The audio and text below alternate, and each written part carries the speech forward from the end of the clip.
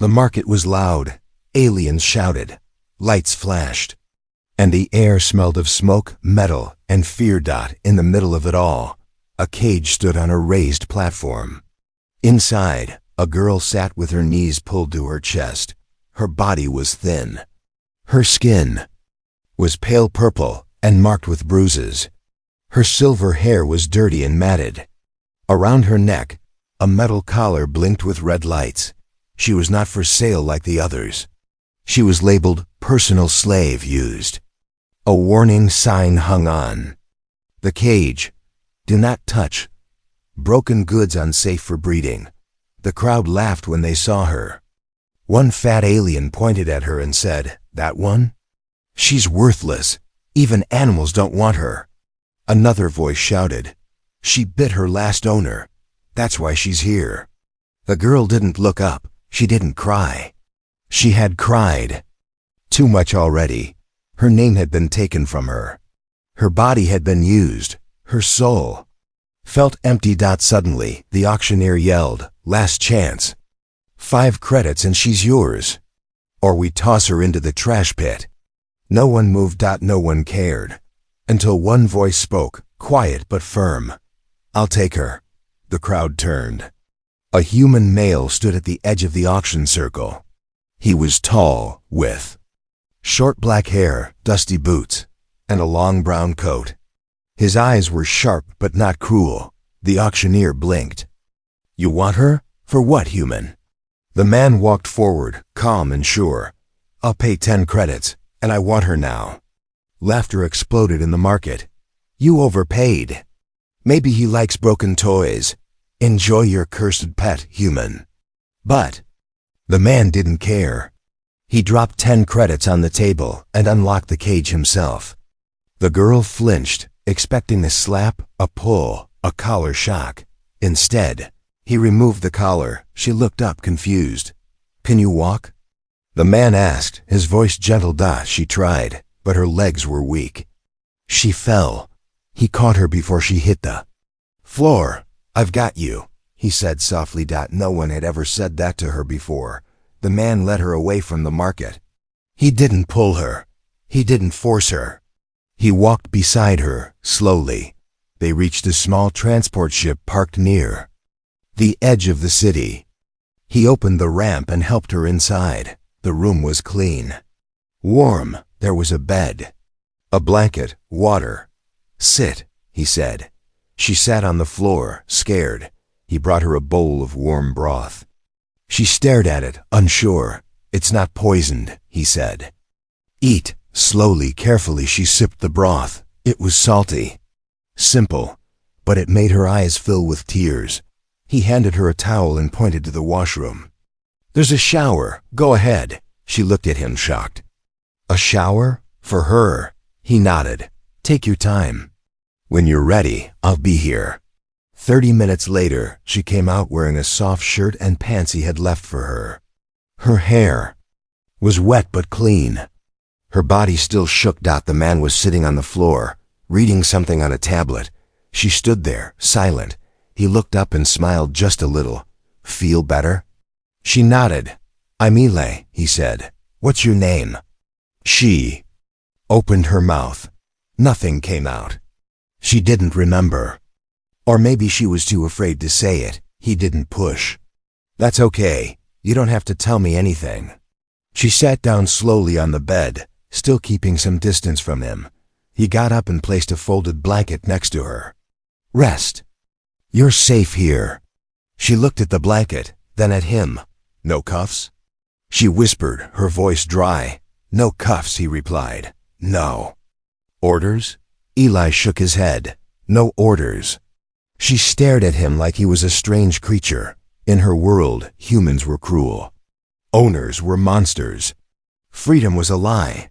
But this man named Eli was different. Still, she didn't trust him. Not yet. But for the first time in her life, she hoped maybe, just maybe, tomorrow would not be worse than today. She lay down, pulling the blanket close. Eli turned off the light and sat on the chair across the room. And as her eyes closed, she whispered in a voice too soft for him to hear, "Thank you." The girl woke up shaking, not from pain, not from fear, but because ... Nothing hurt ... There were no cold chains on her wrists. No shouting voices. No cold floor. Just ... warmth ... She sat up, confused, pulling the soft blanket tighter around her shoulders. Her heart raced. Where was she? Was it a dream?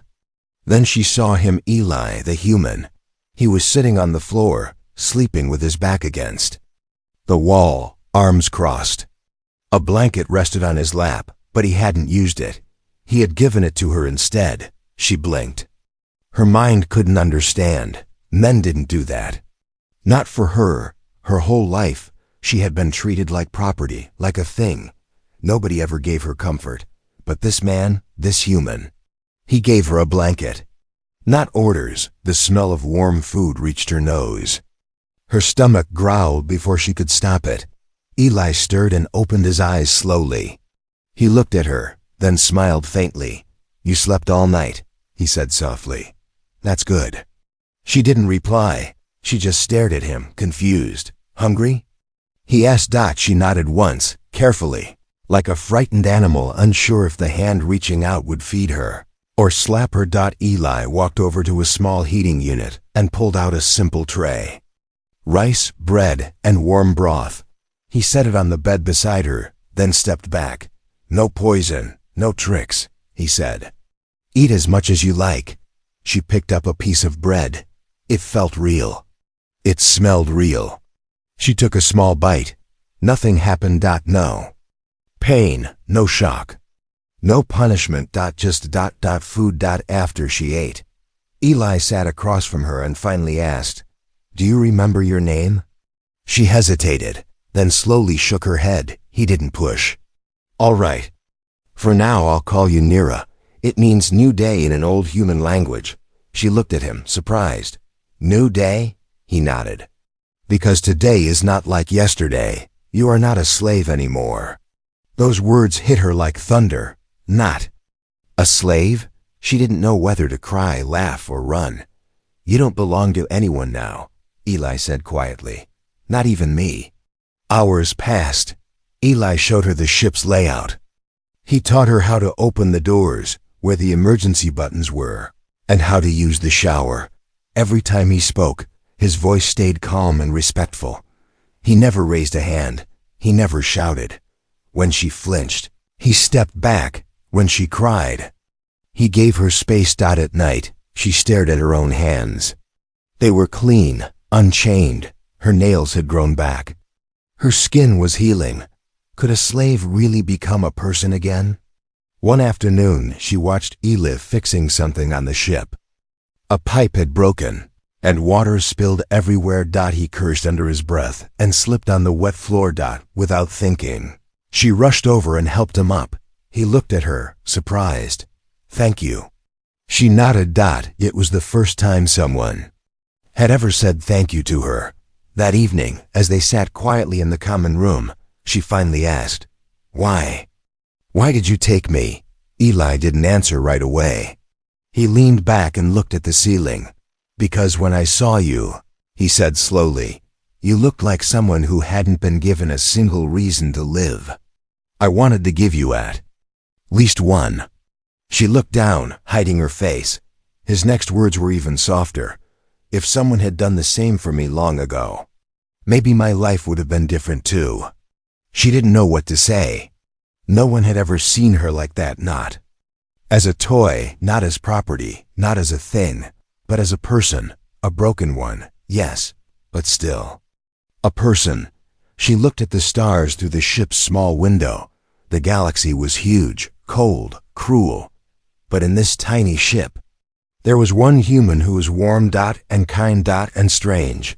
And maybe, just maybe, her new day had truly begun. The girl stared at her reflection for the first time in years. The mirror on the ship's wall was small and cracked, but it showed enough. A pale, tired face, eyes once full of fear, now full of questions. Her silver hair was tied back loosely. Her arms still had faded bruises, but they were healing. She touched her cheek gently. "Is that really me?"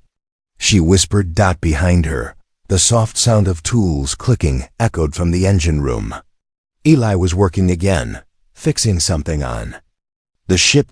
She had watched him for days now, quiet, patient, and never once treating her like a slave. Not even once, and yet she still moved like one. She still asked for permission before eating. She still slept curled in a corner, expecting a boot to strike her in the night. The chains were gone. But inside, she still wore them. Later that day, Eli returned with something strange in his hands. Found these at a junk vendor in town, he said. He held out a small pair of flat walking shoes.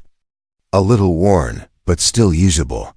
They're not perfect, he said, but they'll protect your feet. She didn't know what to say. She hadn't worn shoes in so long that the idea felt foreign. She took them silently and looked at him. For me? He smiled. Yeah, for you.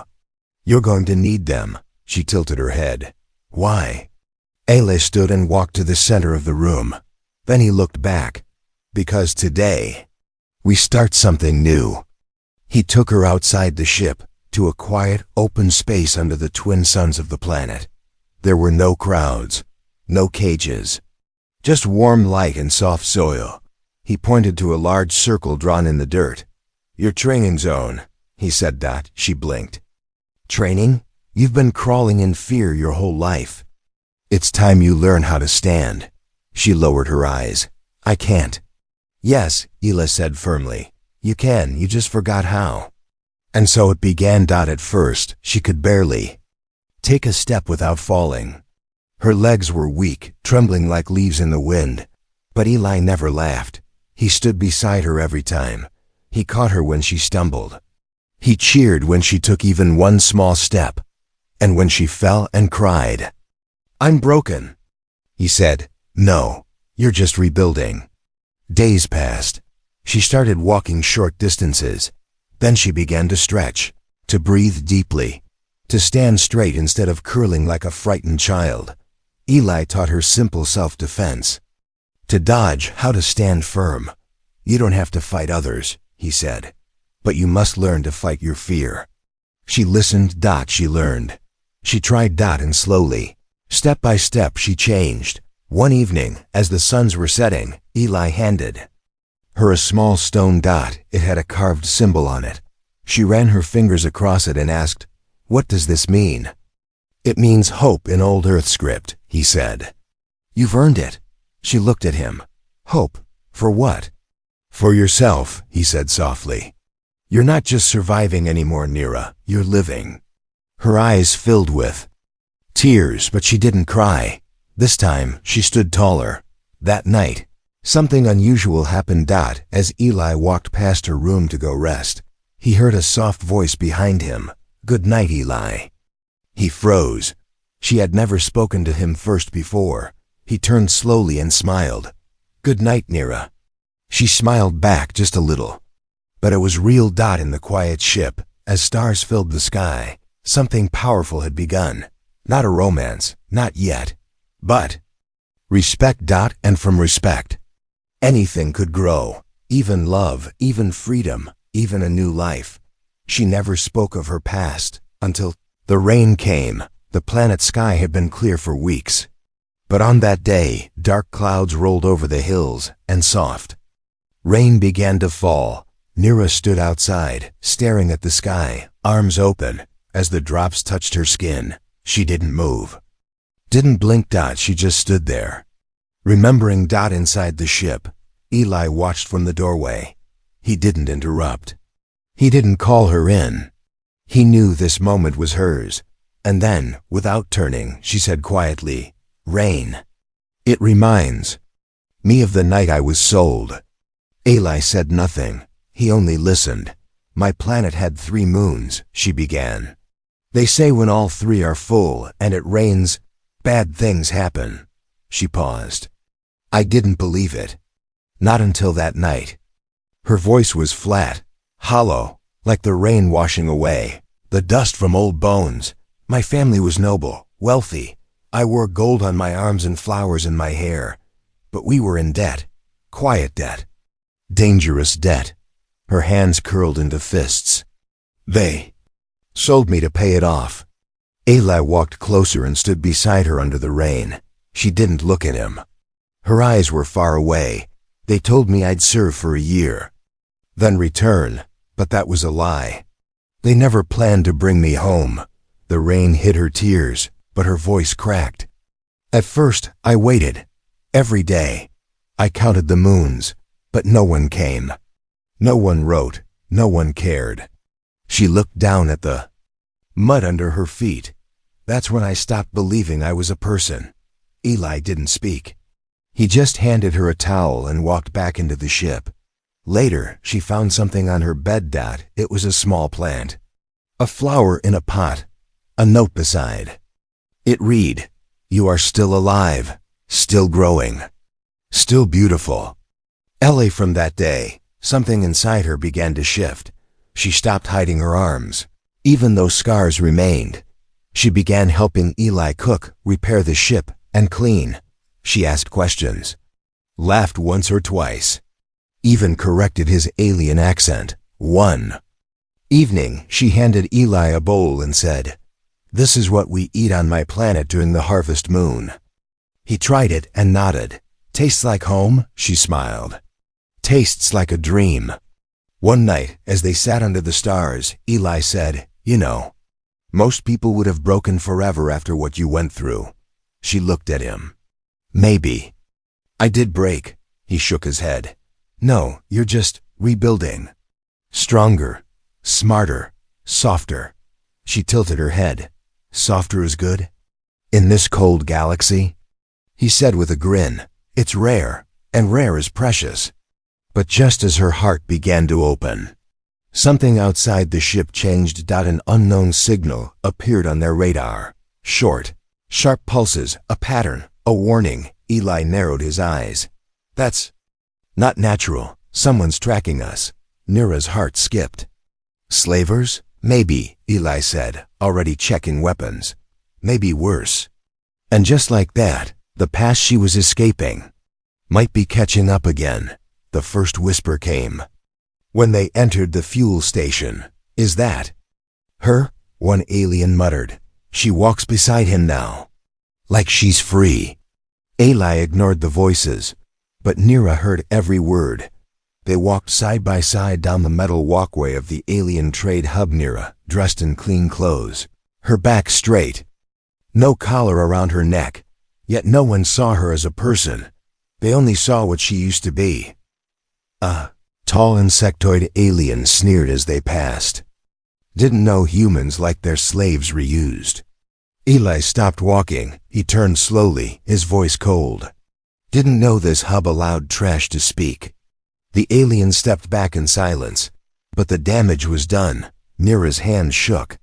Her eyes dropped to the floor. "Why did we come here?" she asked quietly. "Because you deserve to walk anywhere," Eli replied. "Not just hide in the ship." They bought supplies and returned quickly. But the looks, the laughter, the whispers, they followed Nira like ghosts, back on the ship. She sat alone in the corner of her room, staring at her reflection again. "I'll never be normal," she whispered to herself. "No matter how clean I look, they all see it. The past. It's written on me." That night, Nira did something she hadn't done since Eli rescued her. She tried to leave. She packed quietly and opened the airlock hatch. But as soon as she stepped outside, she found him standing there, waiting in the dark. He didn't speak. He just looked at her with tired eyes. "You were leaving," he said softly. Nira looked down. "They won't stop. The rumors, the hate. They think I belong in chains." Aleli crossed his arms. "And what do you think?" She said nothing. He took a step forward. "Nira, you can't control what others say, but you can decide who you are." She looked at him, angry now. "I'm nothing, Eli. You gave me a name, clothes, food, but I'm still a thing to them." Eli's voice grew firm. "Then stop living for them." She froze. "Live for you," he said. "Or live for me, or for the garden you planted, or the stars you love." But don't live in fear of cowards who only know how to hate. The silence between them was heavy. Then Eli stepped aside. If you want to leave, I won't stop you. I never owned you. I never will. Nira stared at the open road, but she didn't walk away. Instead, her legs gave out. She dropped to her knees and whispered, "Why do you keep choosing me?" Eli knelt beside her, because when the whole galaxy saw a slave, I saw a fighter. And I don't walk away from fighters. The next morning, they left the station and flew far beyond the trade routes. They found a quiet planet with green skies and silver trees. A hidden place. Eli called it a fresh start. Nira called it hope, but they both knew others would come. The past never stayed, buried forever, and whispers always grow louder before the storm. The morning started with birdsong and quiet wind. By noon, it was war. Nira was in the garden, planting blue leaf roots, humming softly. She hadn't hummed in years. Eli stood on the hill, scanning the sky, enjoying the peace, until his cum device buzzed a short, sharp pulse. He froze. The same pattern, the same signal they had heard weeks ago. He ran down the hill. "Nira," he said urgently. "Inside, now." She looked up, confused. "What's wrong?" "Go, now." The skies were already changing. A black dot appeared in the green sky, growing larger with each passing second. Within minutes, the ship landed just outside the tree line. It was marked with the red crest of the slavers guild. The door opened. 4 heavily armed bounty hunters stepped out. The leader was a tall lizard-like alien with a metal jaw and one cybernetic eye. He grinned when he saw Nira's face. Through the window. "There she is," he said. "The runaway toy." Ele stood in the open, between the house and the bounty hunters. "You've got the wrong place," he said calmly, but his hand was near his sidearm. The lizard alien laughed. "Do we? Her name is Nira, isn't it? Registered property of House Drexen, sold 3 cycles ago. And you, human, are harboring stolen goods." Eli's eyes didn't blink. "She's not stolen. She's free." The slaver pulled out a digital scroll and activated it. "Not according to this. Says here she's damaged merchandise and property until death or return. You bought her, yes. But the contract didn't include freedom." Inside the house, Nira watched, heart racing. She had seen these kinds of men before. They didn't talk. They didn't negotiate.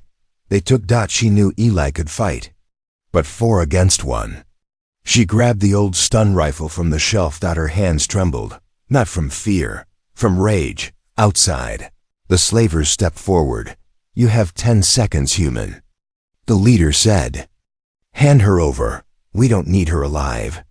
Ele raised his weapon. "You'll have to take her over my dead body." The slaver grinned. "That can be arranged." Before the first shot fired, Nira stepped outside. The men turned, surprised. She didn't raise the weapon. She raised her voice. "I'm not property," she said loudly.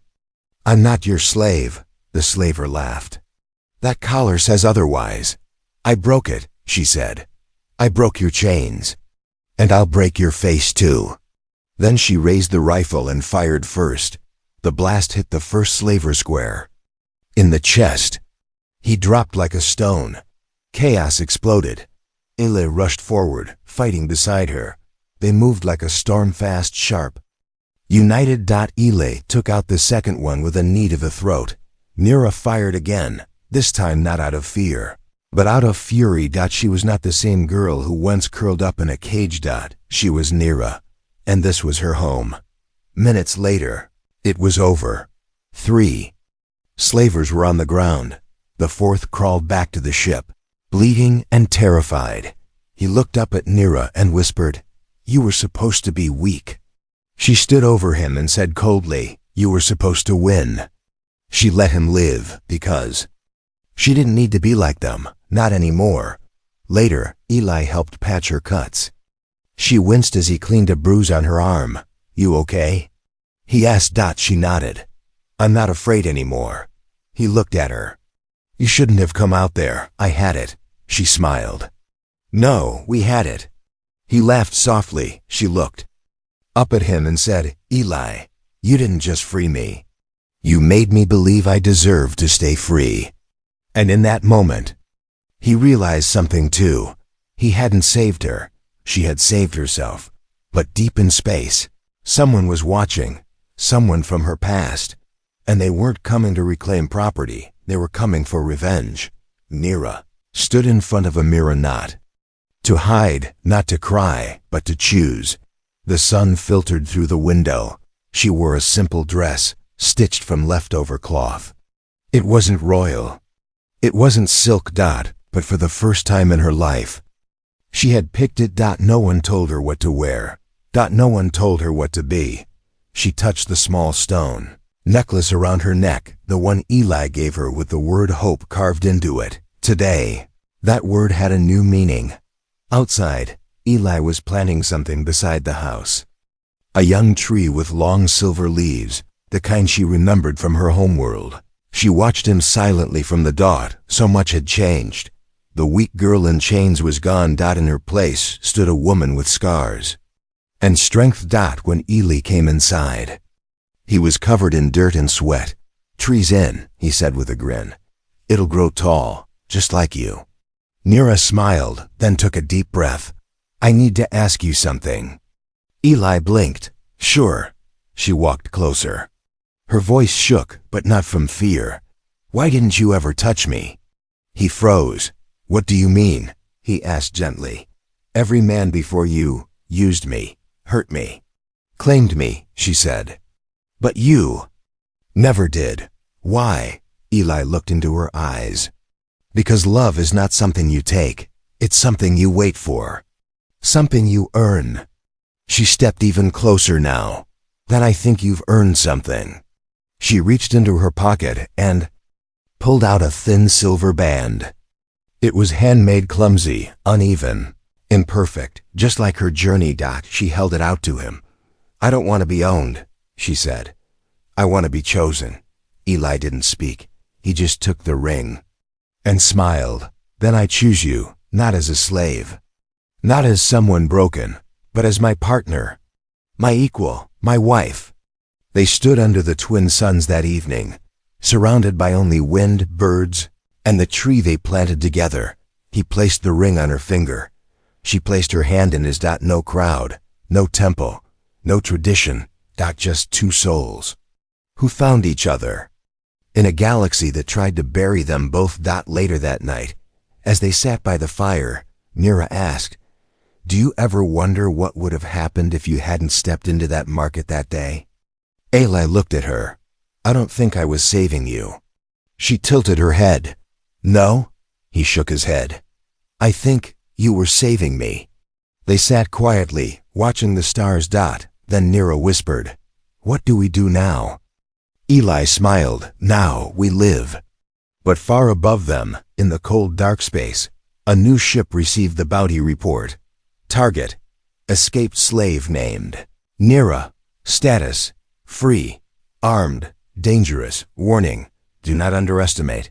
The bounty hunter looked at the data. Paused. And whispered, not going after that one. She's not prey. She's legend now. Because the galaxy had learned something. Chains can be broken. Slaves can become warriors. And sometimes, love is the greatest rebellion of all.